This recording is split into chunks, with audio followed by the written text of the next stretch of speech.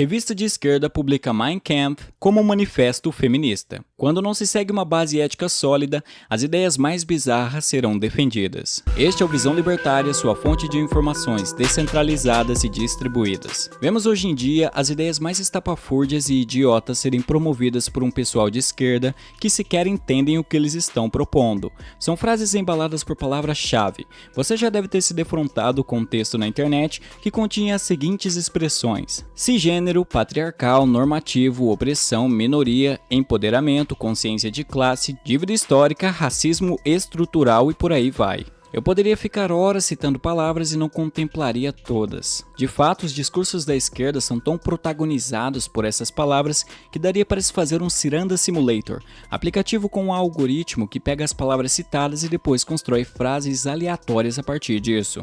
Para quem quer dar em cima daquela gatinha comunista, esse aplicativo viria muito a calhar. Você conseguiria dizer as bobagens que ela quer ouvir e que no fim das contas não tem significado nenhum. O discurso floreado com as famigeradas palavras favoritas da esquerda serve justamente para enfeitar um discurso raso e burro, que não traz soluções práticas para a realidade. Disso, temos como resultado uma nova classe de virtuosos, que se põem como arauto da evolução da espécie humana, dizendo as suas bobagens nonsense e achando-se grandes intelectuais por isso. E do outro lado temos os receptores, estes que são os doutrinados pelas mensagens que lhes é dada, e idolatram os novos virtuosos como mensageiros da verdade universal. Os receptores ovacionam os líderes em uma atitude que muito se assemelha ao comportamento de uma manada de babuínos. Eles não pensam de fato sobre o que estão aceitando como verdade, e mesmo que uma verdade mais concreta lhes seja oferecida, imediatamente irão utilizar a nova fórmula mágica das fake news ou até mesmo revisionista histórico, como se os eventos que narram fossem incontestáveis. Através dessa falha de pensamento crítico, uma ideologia nefasta é capaz de se perpetuar ao penetrar as rachaduras da mente dos incautos. Por tal ideologia não ter uma lógica racional e tão somente se apoiar no que os seus criadores achavam que seria um bom mundo ou não, baseados no conhecimento científico da época, sem de fato seguir um suporte ético racional para isso, o que temos é uma salada argumentativa capaz de defender as maiores sandices. O que descrevemos é o reflexo do que aconteceu em uma revista de viés progressista que publicou trechos do livro Mein Kampf de Adolf Hitler, como se fosse um manifesto feminista. Tudo aconteceu assim. 3 estudantes que se auto-intitulam como progressistas fizeram um experimento em que eles escreveram um manifesto feminista utilizando trechos do livro Mein Kampf. Após escrito o artigo, eles submeteram o projeto numa revista feminista e conseguiram a aprovação do texto. Mais que isso, os 3 fizeram pelo menos 20 papers que foram escritos utilizando ideias absurdas, tudo claro com aquele jargão esquerdista característico. Resultado, foram aceitos por revistas de grande expressão com método de revisão peer-reviewed, o que em português significa revisado por pares, que é basicamente quando os estudiosos mais experientes de determinada área avaliam um artigo recente a fim de verificar se ele possui embasamento ou não, isso antes que ele seja publicado na revista, para que assim se garanta a qualidade do projeto. E sim, os estudos absurdos foram aceitos por essas revistas, o que deixou cristalino que é uma flagrante agenda política que não está preocupada em gerar conhecimento baseado em fatos, mas sim nos seus vieses. Os gêneros dos veículos que publicaram os estudos eram estes: estudos culturais, estudos do gênero feminino, estudos raciais, estudos queer, o que em português seria algo como estranho. Segundo os próprios estudiosos que fizeram o experimento, cujos nomes são James Lindsay, Peter Pogassin e Ellen Pluckrose, dentro da academia existe um tipo de arquitetura quase religiosa,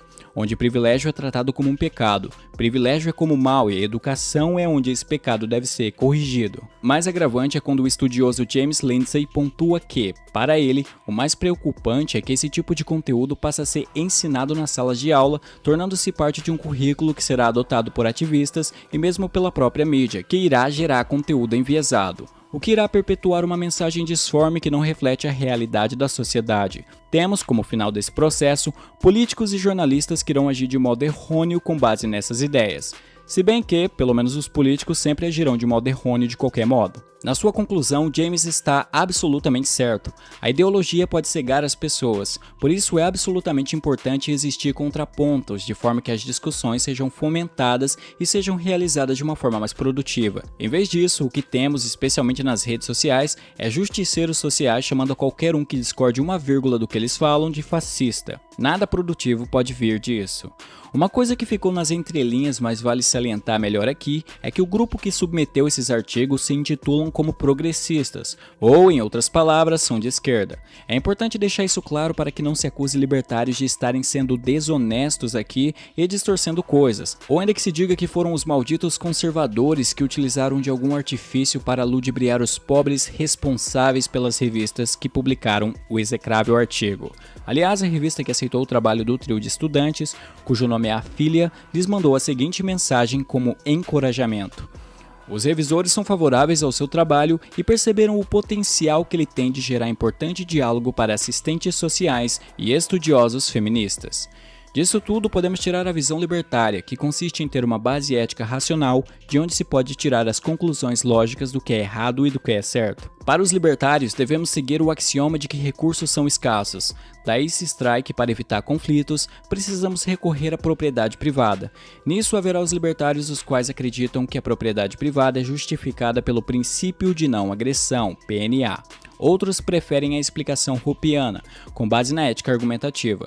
Não irei me aprofundar em cada uma delas aqui, porque não é o propósito desse artigo e porque já tem vídeos no canal exemplificando bem o que é cada uma. Independente de quais das duas se escolha, o resultado é o mesmo. Você não deve agredir outro indivíduo, a menos que tal pessoa tenha violado a sua propriedade privada em primeiro lugar. Diante do exposto, desenvolve-se todo um arranjo ético do que é errado e do que é certo. E claro que há grandes discussões dentro da comunidade libertária e até discordâncias, mas elas se dão em busca de uma verdade, não daquilo que achamos melhor ou mais bonito, mas sim daquilo que está de acordo com a ética. O libertarianismo jamais irá promover ideias estapafúrdias. Ele reconhece que todo ser humano é igual no que tange a ter seu direito de propriedade privada. Ele confere deveres aos indivíduos, no sentido de respeitar a propriedade alheia. Mas apenas isso. Não queremos ditar como os outros devem viver, pois no final, o próprio homem irá buscar sua felicidade da maneira que melhor lhe apetecer. Libertários não veem que uma classe é má por natureza, como hoje os progressistas veem. Para eles, os progressistas, os homens brancos e os ricos são o mal do mundo, responsáveis por toda a desgraça da humanidade. O mal do mundo é aquele que nega a propriedade privada, mas este ser é um indivíduo. Nós não o vemos pela sua raça, classe, religião ou qualquer outra coisa. Nós o vemos como mal porque ele nega que o ser humano é um ser autônomo.